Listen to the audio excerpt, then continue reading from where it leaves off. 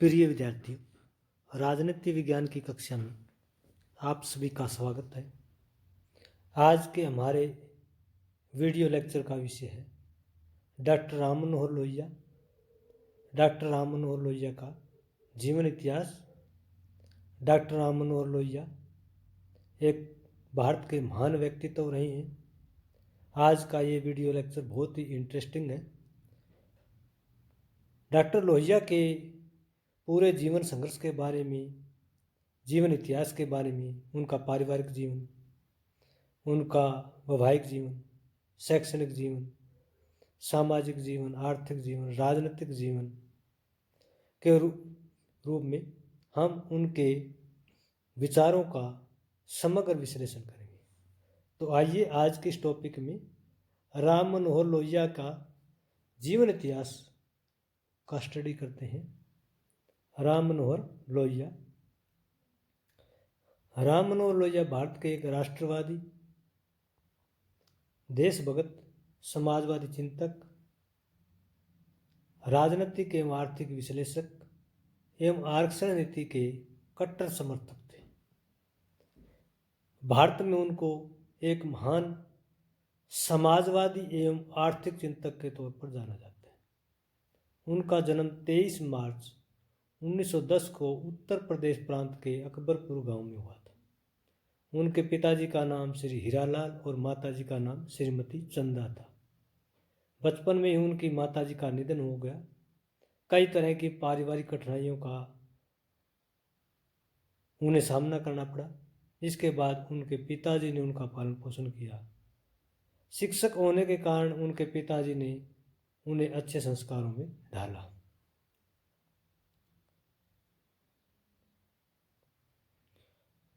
Doctor Ram Manohar Lohia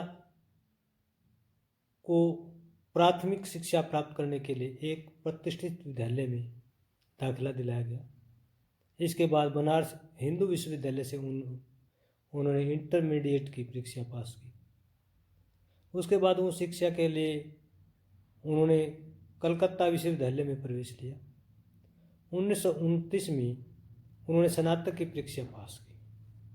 स्नातक पास करने के पश्चात उच्चतर शिक्षा के लिए जर्मनी चले गए।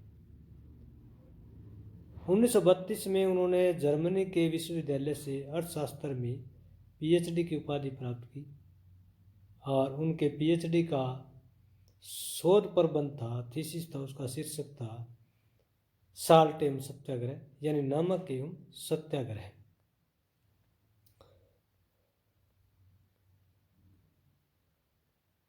जयप्रकाश नारायण ने जर्मनी से पीएचडी प्राप्त करने के पश्चात 1933 में भारत वापस वो आए और यहाँ आकर उन्होंने देश की राजनीतिक गतिविधियों में भाग लेना शुरू कर दिया। यानी शैक्षणिक जीवन से उनका जीवन संघर्ष राजनीतिक जीवन में धीरे धीरे परिवर्तित होने लगा। राम मनोहर लोहिया ने समाजवादी विचारधारा से प्रभावित होकर 1934 में कांग्रेस समाजवादी दल की सदस्यता ग्रहण की। वो इंडियन नेशनल कांग्रेस की उदारवादी विचारधारा से पूरी तरह से संतुष्ट नहीं थी, इसलिए उन्होंने कांग्रेस से अलग होकर के कांग्रेस सोशलिस्ट पार्टी ज्वाइन की ताकि देश में समाजवाद का प्रचार प्रसार किया जाए। 1936 में नेहरू ने उन्हें कांग्रेस द्वारा स्थापित विदेश विभाग के मंत्री का पदभार सौंपा। उन्होंने भारत के विदेश मामलों का भी गहराई से अध्ययन किया। 1938 में उनको कांग्रेस समाजवादी दल की कार्यकारिणी समिति में शामिल किया। तो इस प्रकार धीरे धीरे डॉक्टर राम मनोहर लोहिया शैक्षणिक जीवन से राजनीतिक जीवन में प्रवेश कर गए और इंडियन नेशनल कांग्रेस से वो कांग्रेस सोशलिस्ट पार्टी में आ गए। डॉक्टर लोहिया ने भारत के स्वतंत्रता आंदोलन में बढ़ चढ़कर भाग लिया।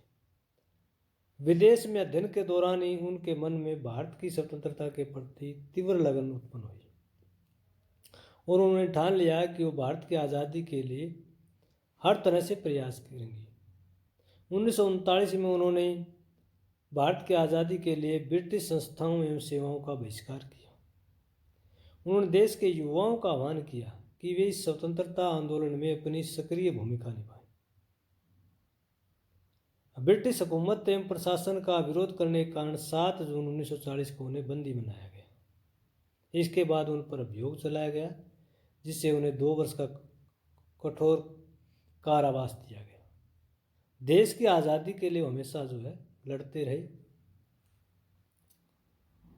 डॉक्टर राम मनोहर लोहिया को इसके बाद 3 सितंबर 1941 को जेल से रिहा कर दिया गया। 1942 में पूरे देश में क्विट इंडिया मूवमेंट यानी भारत छोड़ो आंदोलन चलाया गया और लोहिया ने इस आंदोलन में भी बढ़ चढ़कर भाग लिया। उन्होंने इस आंदोलन को एक सक्रिय नेता की तरह आगे बढ़ाया।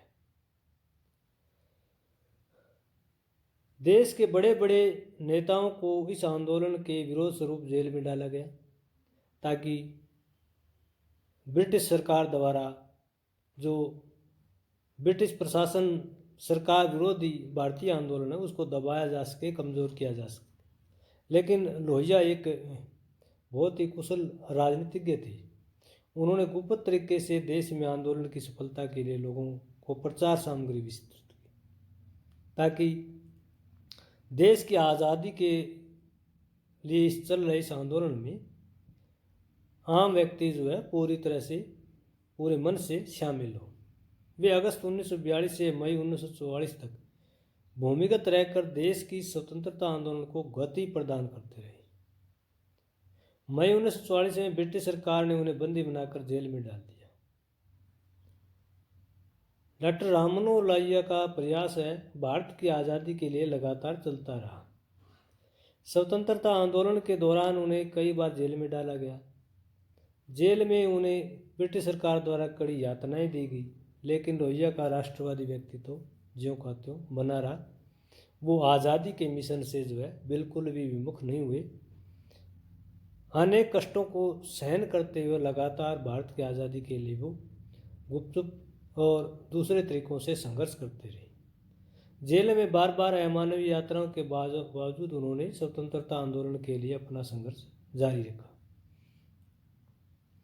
लंबे आंदोलन के बाद ब्रिटिश सरकार ने 1947 में भारतीय स्वतंत्रता अधिनियम पास किया और इस अधिनियम के पारित होते ही देश में सांप्रदायिक दंगे भड़क उठे। हिंदुओं और मुसलमानों के बीच सांप्रदायिक दंगों को रोकने के लिए लोहिया ने सकारात्मक भूमिका निभाई। उन्होंने कहा कि देश विभाजन के बाद भी दोनों समुदायों के लोगों को आपसी भाईचारा एवं सहयोग कायम रखना चाहिए और दोनों समुदायों से अपील की कि वे हिंसा का मार्ग छोड़कर परस्पर शांति एवं सद्भाव कायम रखें। डॉक्टर लोहिया का संघर्ष जारी रहा और इसी कड़ी में उन्होंने अपना समाजवादी आंदोलन भी आज़ादी के बाद जारी रखा। 3 जुलाई 1951 को जर्मनी के फ्रैंकफर्ट में आयोजित अंतर्राष्ट्रीय समाजवादी सम्मेलन में उन्होंने भाग लिया। इस आंदोलन में उन्होंने समाजवाद पर विस्तार व्याख्यान दिया और विश्व के राजनीतिकों का ध्यान समाजवादी आंदोलन की ओर आकृष्ट किया। इस भागीदारी से ही वे अंतर्राष्ट्रीय जगत में एक समाजवादी चिंतक के रूप में चर्चित हुए और इसी के फलस्वरूप 1953 में उन्होंने एशियाई समाजवादी सम्मेलन का आयोजन करवाया। वे चाहते थे कि एशियाई देशों में समाजवादी व्यवस्था कायम हो, ताकि इन देशों में व्याप्त महंगाई, भूखमरी, गरीबी और भ्रष्टाचार को कुछ हद तक नियंत्रित किया जा सके। इसके लिए उन्होंने एशियाई देशों का आह्वान किया कि समाजवादी प्रणाली के द्वारा ही कई तरह की समस्याओं का समाधान हो सकता है। डॉक्टर राम मनोहर लोहिया ने दिसंबर 1953 में कांग्रेस समाजवादी दल को हटाकर समाजवादी दल की स्थापना की और इस दल के महासचिव स्वयं बने। समाजवादी दल के द्वारा वे देश में समाजवादी प्रणाली को स्थापित करना चाहते थे। उनका मानना था कि भारतीय राष्ट्रीय कांग्रेस नहीं चाहती कि देश में समाजवादी प्रणाली लागू हो, क्योंकि कांग्रेस जो है वो उसकी विचारधारा उदारवादी थी, लेकिन डॉक्टर राम मनोहर लोहिया की विचारधारा जो है समाजवादी शासन प्रणाली को स्थापित करने के पक्ष में थी। उन्होंने कांग्रेस पार्टी की नीतियों और कार्यक्रमों की भी कड़ी आलोचना की। उनका कहना था कि कांग्रेस के शासन में अमीर व गरीब के बीच आर्थिक समानता और अधिक बढ़ गई है। डॉक्टर लोहिया को हिंदी भाषा का प्रबल समर्थक माना जाता है। उन्होंने कहा कि देश की एकता और अखंडता के लिए एक राष्ट्रीय भाषा होनी चाहिए, इसलिए वो हिंदी को इस भाषा के रूप में योग्य समझते थे। उनका मानना था कि पूरे देश में हिंदी बोलने पढ़ने वाले के लोगों की संख्या सर्वाधिक है। उनका मानना था कि हिंदी भाषा के द्वारा लोगों को जोड़ा जा सकता है। हिंदी भाषा के प्रयोग से लोगों में आत्मसम्मान व स्वाभिमान पैदा होगा। इससे देश की एकता अखंडता मजबूत होगी। उनका मानना था कि अंग्रेजी भाषा से लोगों में गुलामी की मानसिकता बनी रहती है। उनका कहना था कि अंग्रेजी की जगह हिंदी भाषा को राजकीय भाषा का दर्जा प्रदान किया जाए ताकि देश में राष्ट्रवाद की भावना का विकास हो। तो एक प्रकार से देश के लोगों में एकता, अखंडता, समन्वय व भाईचारे की भावना को कायम रखने के लिए उन्होंने हिंदी भाषा का समर्थन किया। डॉक्टर लोहिया ने कई बार लोकसभा का चुनाव लड़ा, लेकिन 1963 में अमरोहा उपचुनाव में वे सफल हुए। इस उपचुनाव की सफलता ने उनकी राजनीतिक छवि को और अधिक मजबूत किया। लोकसभा उपचुनाव जीतने के बाद उन्होंने लोकसभा में अनेक सामाजिक बुराइयों, समस्याओं जैसे जातिवाद, संप्रदायवाद, बाल विवाह, दहेज प्रथा व छुआछूत को संसद में उठाया। एक सांसद के रूप में उन्होंने देश की ज्वलंत समस्याओं को उठाया हमेशा, और कहा कि केंद्र सरकार अपने प्रयासों के द्वारा इन सामाजिक बुराइयों व चुनौतियों को समाप्त कर सकती है। डॉक्टर लोहिया का धीरे धीरे स्वास्थ्य जो है लगातार बिगड़ रहा था, क्योंकि पुरुष ग्रंथि बढ़ने से उनकी पीड़ा जो है वो गंभीर होती जा रही थी। और 30 सितंबर 1967 को दिल्ली के विलिंगटन अस्पताल में उनकी पुरुष ग्रंथि का ऑपरेशन किया गया। ऑपरेशन के बाद भी उनके स्वास्थ्य में कोई विशेष सुधार नहीं हुआ, और अंत में 12 अक्टूबर 1967 को नई दिल्ली में उनका निधन हो गया। तो डॉक्टर राममनोहर लोहिया का जीवन जो है वो ब्रिटिश गवर्नमेंट ऑफ इंडिया के विरुद्ध भी रहा, देश की आज़ादी के पक्ष में रहा, और देश आज़ाद होने के बाद जो है संसद के रूप में भी उनकी भूमिका सकारात्मक रही। देश में अनेक प्रकार की सामाजिक आर्थिक समस्याओं को दूर करने के लिए भारत की संसद का आह्वान किया कि वो इस समस्याओं का समाधान कर सकती है।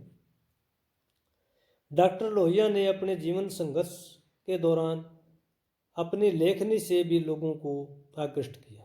उन्होंने काफ़ी रचनाएं प्रकाशित करवाई, जिसमें उनकी महत्वपूर्ण रचनाएं हैं जैसे स्वराज क्यों और कैसे, व्हील ऑफ हिस्ट्री इतिहास चक्र का सिद्धांत, the caste system, aspect of socialist party, the will to power, fragment of world mind.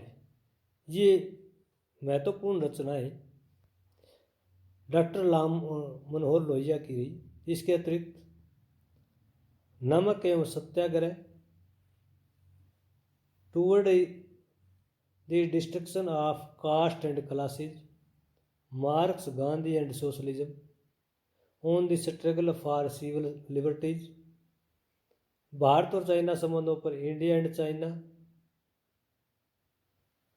The salaries of government officers, the history of socialist movement, economic after marks.